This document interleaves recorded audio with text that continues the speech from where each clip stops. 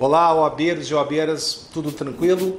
Meu nome é professor Pietro Kidikmo Júnior, eu sou promotor de justiça aqui no estado do Rio Grande do Sul há mais de 20 anos, também dou aula há quase 20 anos e especialmente aqui na Verbo Jurídico, casa, aliás, pela qual eu nutro um amor incondicional, aqui é minha casa e com muita honra estou aqui hoje para falar de um tópico muito importante para vocês, que é a pena e também, claro, todos os critérios que determinam a aplicação da pena. Tema esse que a OAB tem cobrado sistematicamente na primeira fase. Mas antes, claro, vou encerrar minha apresentação. Dizia eu, então, eu sou promotor de justiça há mais de 20 anos, fui aprovado há mais de 20 anos, eu sou bem velhinho, né? Enfim, nos concursos de promotor de justiça, juiz de direito, defensor público, e falo isso de maneira bastante humilde para dizer, de maneira muito carinhosa para vocês, que estudando a gente consegue, estudando a gente vai conquistar o nosso objetivo. Por isso, muita força, muito foco e muita fé e trabalho árduo, por quê? Porque eu tenho certeza que vocês vão conseguir, ok? Sem maiores delongas, então, vamos ao nosso tema de hoje, que é exatamente das penas e seus critérios de aplicação. Como vocês podem ver aqui na tela que está aparecendo aí, certo? Meu nome está aí, né? O segundo ali, o sobrenome, não precisa nem tentar pronunciar, porque é um horror mesmo, né? Eu pago os meus pecados todos, né, nas apresentações de júris, que eu faço muitos, né? E ali também nós temos o nosso Instagram da Verbo Jurídico, que é sempre repleto de matérias, e matérias muito importantes para vocês, e matérias também bastante, atualizadas, tudo aquilo que se está discutindo no momento. Olha, sigam, porque vale muito a pena. E também, logo abaixo, tem ali o meu Instagram, @prof. Pietro Kidikmo Júnior, JR. E eu também, seguidamente, faço lives, enfim, dou todas as informações que vocês precisam, claro, para que vocês obtenham aí sucesso nessa prova, nesse grande desafio que tem sido, né, a prova da OAB, principalmente na primeira fase. E digo mais, eu sou da época, para vocês terem uma ideia, em que a banca era o CESP, então eu sou praticamente pós-doc em OAB, ok? Nós vamos então agora dar início efetivo ao nosso tema, né? Aí está o cumprimento, né, que eu já tinha dado. Olá, OABeiros e OABeiras de plantão, né? Eu sou o professor Pietro, como vocês já sabem, e é melhor que fique por aí mesmo, né? Porque aí fica mais tranquilo, certo? Aí está o meu mini currículo, ok? Não interessa, nós já falamos, e esse é, enfim, uma questão, né? Uma frase, claro, uma reflexão minha mesmo, depois de, olha, foi a primeira matéria que eu lecionei na minha vida, pena. E a pena é algo realmente muito importante no direito penal, porque vocês podem perceber que as pessoas ficam muito interessadas, né, galera, sempre na questão do fato típico e todos os seus desdobramentos, como, né, a tipicidade, como o resultado, como a conduta, enfim, como o nexo de causalidade, a ilicitude, a culpabilidade, mas a pena ela fica muito esquecida, não é à toa que 70% delas são fixadas no mínimo legal no Brasil. Então nós temos que começar a parar de trazermos e tratarmos a pena como sendo algo, digamos, cola e copia, certo? Temos que efetivamente fazer aquilo que já nos dizia o saudoso penalista e penalista de verdade, Francisco de Assis Toledo, cuja frase mais importante em relação ao tema era a seguinte: quando o juiz ele individualiza a pena, aliás, comando constitucional, previsto no artigo 5º, inciso 46 da Constituição da República, ele já dizia que o direito penal moderno, obviamente, é o direito penal do fato.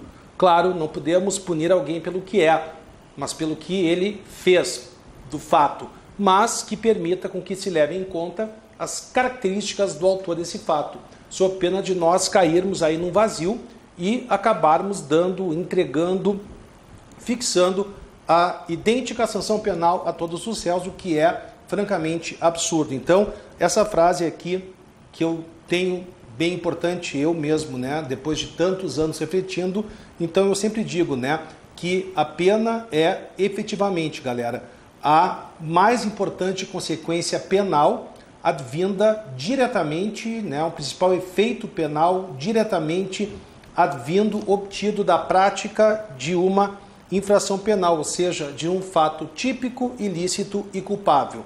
Logo, a partir do reconhecimento da própria existência do crime, que, como eu já disse, pelo conceito analítico, e porque no Brasil, galera, nós adotamos a teoria finalista tripartite, então, após vencidas essas etapas de haver um fato típico, ilícito e culpável, deve o juiz, efetivamente, valendo-se daquilo que está previsto e criado pelo grande Nelson Hungria, sistema trifásico, artigo 68 caput do Código Penal, valer-se do sistema trifásico e, a partir disso, então, pena base, que é a primeira fase da aplicação da pena, pena provisória e pena definitiva, assim, respectivamente, certo? Estabelecê-la de maneira necessária e suficiente para a prevenção e a reprovação do delito, certo? Sempre, como já dizia Assis Toledo, aqui também eu coloco essas expressões, levando-se em conta primordialmente, nós não temos aqui um direito penal do inimigo, embora em algumas passagens sim, mas que não são importantes agora, levando-se em conta o fato, mas sem descurar, claro, da pessoa que praticou esse fato, como eu já disse, sob pena de nós não promovermos a tão aclamada, enfim, né, igualdade material, certo? Bom, aqui o título, então, o conceito de Sebastián Soler, enfim, penalista, grande penalista argentino, que diz, né, que a pena, galera, nada mais é, eu trago esse conceito porque esse conceito já nos permite, efetivamente, abarcar o quê? Tudo o que virá depois acerca das, enfim, justificativas, razões pelas quais há a imposição de uma pena, certo? Então, a pena é uma sanção aflitiva imposta pelo Estado por meio do exercício e somente do exercício da ação penal, certo? E ela é exatamente assim desenvolvida para que, de alguma forma, possamos prevenir, ou seja, evitarem-se novos ataques ao bem juridicamente tutelado pelo direito penal e também como forma de retribuição. E aí surge, né, naquele período medieval, enfim, mas que realmente é aquela história, né, que Harry Ford já dizia, das grandes dificuldades surgem as excelentes, excepcionais oportunidades. Então, se percebeu que era imprescindível estabelecer-se um critério de proporcionalidade. Gravem bem isso, proporcionalidade.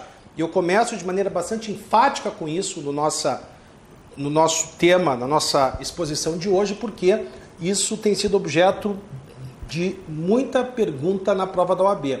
Em que sentido? No sentido de que essas questões vinculadas às finalidades da pena têm bombado nas provas. Então, a prevenção como forma de evitarem se repetindo novos ataques ao bem jurídico tutelado e a retribuição, como eu dizia, que é a proporcionalidade, temos que ter e preservá-la sempre de acordo com o fato e de acordo com a pessoa, porque os motivos são diversos, daqueles que cometeram em tese o mesmo delito. Então, prevenção e retribuição são as tônicas, enfim, que vão pautar exatamente a razão pela qual se impõe uma pena no Brasil, certo? Tanto que está aí, né, na tela quais são as finalidades da pena.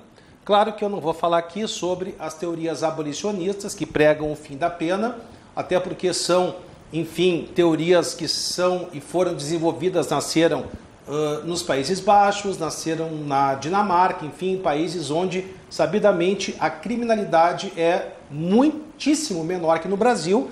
Então, a pena ela tem, em primeiríssimo lugar, uma finalidade, como está na tela aí aparecendo para vocês, retributiva. E a palavra de ordem aí sempre é a palavra culpabilidade. Por quê? Porque, galera, a culpabilidade, certo? É exatamente o que vai nos efetivar, que vai nos proporcionar a, enfim, aquele juízo, né, de proporcionalidade, no sentido de não darmos algo a mais nem a menos daquilo que o réu efetivamente mereça. Então, a culpabilidade, ela traz a ideia de proporcionalidade. proporcionalidade. Entenderam? E qual é a frase mais importante em relação a isso? A pena não pode passar do tamanho da culpabilidade do réu. Então, por isso, a retribuição é tão importante. Ou seja, algo, por isso tem caído tanto no AB, aparentemente, né, absolutista, medieval, feudal, enfim, na verdade não é. Por quê? Porque a retribuição, então, e a partir principalmente dela, fez com que nascessem as ideias iluministas visando exatamente a proporcionalidade, certo? Então, muito importante essa finalidade retributiva, certo? A prevenção. Evitar o quê? Evitarem-se novos ataques ao bem juridicamente tutelado pelo direito penal. Essa prevenção é um pouco, digamos, né, específico, mas temos que saber porque a OAB tem cobrado isso, essa parte mais histórica e que mais acaba representando as razões e apresentando também as razões pelas quais se impõe a pena. Então, nós temos a prevenção geral, que, como o nome diz, é destinada a toda a coletividade, e essa, tomara que o teto não caia, essa prevenção geral, ela se subdivide em prevenção geral, positiva e negativa. A prevenção geral positiva, como o nome diz, ela primeiro direcionada a toda a comunidade, né? Positiva, ela visa a mostrar de maneira coercitiva a força da existência do direito penal. Se meu olhar para cima, tipo, tomara que o teto não caia, teoricamente a gente tem que saber, mas na prática a gente tem a certeza de que isso não acontece bem assim. Então, positivo é fazer, direito penal mostrando que, né, vem para punir e, consequentemente, nós temos a prevenção geral negativa exatamente pelo fato de que as pessoas, ai meu Deus, eu rezando para que o teto não caia, né, mas para não esquecerem também faço isso. Negativa porque, ao perceberem que aquela pessoa que praticou um crime foi efetivamente processada diante do devido processo legal, cujos corolários são ampla defesa e o contraditório, tendo sido punida, isso, coragem, Pietro, faz com que as demais pessoas da sociedade fiquem totalmente inibidas de praticarem novos delitos. Mal menos, em tese, né? Depois nós temos a prevenção especial. Ora, se a geral é para a galera, certo? A especial se destina especificamente à pessoa do réu. Vou rezar forte agora para que também não desabe o teto aqui sobre nós, tá? Essa prevenção especial, assim como já acontecia com a geral, ela tem dois vieses. O primeiro é a chamada prevenção especial positiva. Para onde é que eu devo olhar, né? Não sei para onde, para além, né? Positiva significa fazer, ou seja, a obrigação que tem o Estado de ressocializar o réu, ou seja, fazer com que ele saia do estabelecimento prisional em que ele cumpre a respectiva pena, apto a voltar ao convívio social, e a prevenção especial negativa não fazer, ou seja, coragem! Enquanto o réu cumpre pena, ele fica totalmente impedido de praticar novos delitos, portanto, evita-se a reincidência. Deixa eu passar antes que me dê um trauma aqui. Espécies de penas. Quais nós temos? Claro, da mais grave a menos grave. As penas, primeiro, privativas de liberdade, que são, enfim, subdivididas da seguinte forma, certo? Elas são divididas em reclusão e detenção, certo? Sendo que a reclusão e a detenção, galera, elas são as penas privativas de liberdade destinadas a crimes. Não há diferença ontológica entre reclusão e detenção, a não ser o fato de que a detenção, conforme artigo 33, caput do Código Penal, jamais poderá iniciar o seu cumprimento no regime fechado, também caso aplicado cumulativamente, né, artigo 69 do Código Penal, penas de reclusão e detenção, cumpre-se primeiro a mais grave, que é a reclusão, também há desdobramentos disso nas medidas de segurança e ainda nos efeitos da condenação. Então, pena privativa de liberdade em relação aos crimes, reclusão e detenção, e quando se tratar de uma contravenção penal, a pena privativa de liberdade, é a denominada prisão simples. Depois nós temos as restritivas de direitos, que são, conforme artigo 44 do Código Penal, autônomas e substitutivas, ou seja, elas não podem, em tese, serem aplicadas cumulativamente com pena privativa de liberdade, e os requisitos são os seguintes, claro, só para crimes dolosos, e guardem isso porque vai cair na prova. Quando se tratar de crime doloso, diz o artigo 44, caput, incisos e parágrafos que, primeiro, o crime doloso ele não pode, em hipótese alguma, ter sido praticado mediante violência ou grave ameaça contra a pessoa, mas não pode a pena ultrapassar 4 anos e o réu não pode ser reincidente específico, ou seja, a reincidência não se pode ter operado em virtude do mesmo fato, mesmo crime, ok? Além disso, ainda em se tratando de crime doloso, claro, já falei da violência ou grave ameaça, o teto é de 4 anos, então foquem exatamente no crime doloso. Crime culposo, como eu costumo brincar, o céu é o limite. Não descurando do seguinte, as espécies de penas restritivas de direito são, na ordem, artigo, enfim, nós temos como primeiro, 45, parágrafos 1º e 2º, que traz a pena de perda de prestação pecuniária, que é ínfima, para quem tem muita grana, e acaba sendo quase que impagável para quem for pobre. Depois nós temos aquela do artigo 45, parágrafo 3º, que é a perda de bens e valores, alargada e muito em razão do pacote anticrime. Depois, no artigo 46, muito cuidado, mas aqui mais funciona, mas cuidado com o artigo 46, prestação de serviços à comunidade, 1 hora por dia de condenação, e mais a questão muito importante que sempre cai, 46, parágrafo 4º do Código Penal. Quando a pena privativa de liberdade imposta for maior do que 1 ano, superior a 1 ano, é lícito ao réu cumprir a PSC, a prestação de serviços à comunidade, em tempo menor, nunca inferior à metade. Então, ao invés de ele cumprir 1 hora por dia, ele vai cumprir 2 horas por dia, certo? Além disso, temos que ter muita atenção, por quê?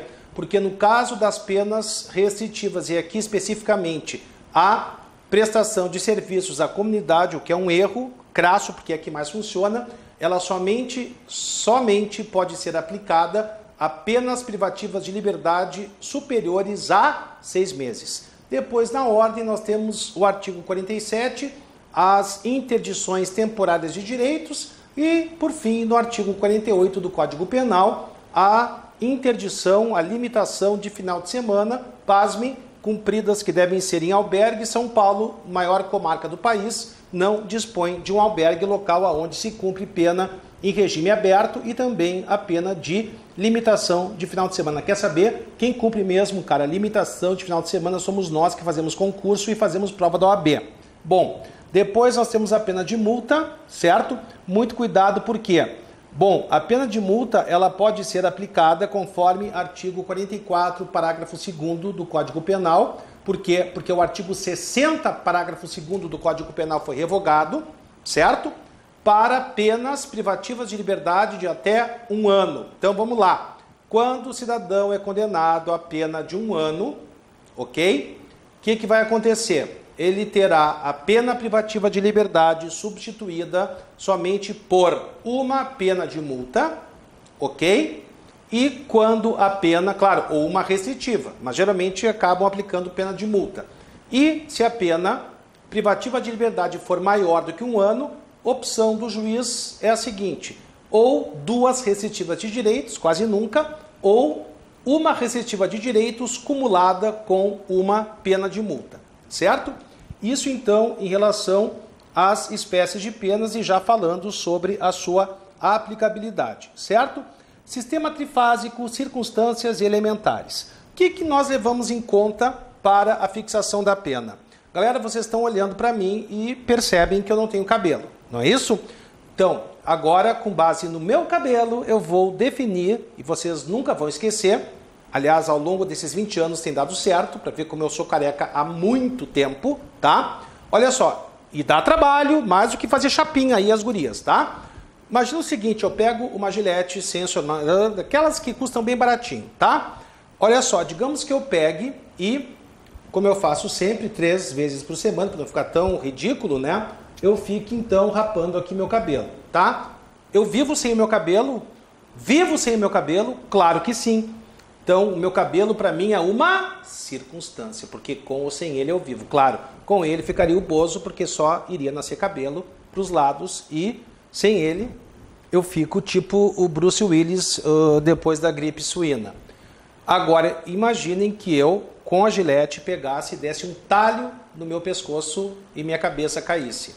Sem a minha cabeça eu não vivo, portanto a minha cabeça é uma elementar. Lembram do Linneu? Cara, aquele que tem o Monza roxo, da grande família, trabalhava com o tão horrível nome que até me esqueci, o Mendonça, né? E tinha o Agostinho com aquelas calças maravilhosas de piquenique. Pois é, imagina o seguinte, é lícito, tá certo que o juiz, ao fixar a pena base, em que são 8 itens na pena base, quais são? Os itens são os seguintes, né? Estamos na pena base agora, vamos lá? Vamos ler o artigo 59 do Código Penal. O juiz atendendo a culpabilidade, antecedentes, personalidade, conduta social, motivos, circunstâncias, consequências e comportamento da vítima, estabelecerá a pena necessária e suficiente para a prevenção e reprovação do crime, certo? Bem, Linneu, ele nunca faria isso, é muito probo, mas hipoteticamente ele praticasse um peculato lá na repartição. O juiz poderia aumentar a pena base no item circunstâncias do crime, fazendo menção ao fato de o Linneu ser funcionário público? Não, né? Por quê? Porque funcionário público para o crime de peculato, aliás, uma pena enorme, 2 a 12 anos, obviamente, já foi levado em conta para que se estabelecesse o quê? O limite mínimo e máximo combinados em abstrato, ou seja, levar-se em conta durante o trajeto trifásico de fixação da pena, configuraria um inegável bis in idem, entenderam? Então, elementares jamais são levadas em conta, por quê? Porque já vêm previstas no próprio preceito secundário, na pena combinada pelo legislador. Logo, o que é que nós levamos em conta? Nós levamos em conta, efetivamente, certo? As circunstâncias, que na primeira fase são as 8 que eu li agora, do artigo 59, como está aqui escrito na tela, né? Jamais, mesmo que todas elas, as 8, sejam desfavoráveis, o máximo a que pode chegar o juiz é o termo médio. O que é o termo médio?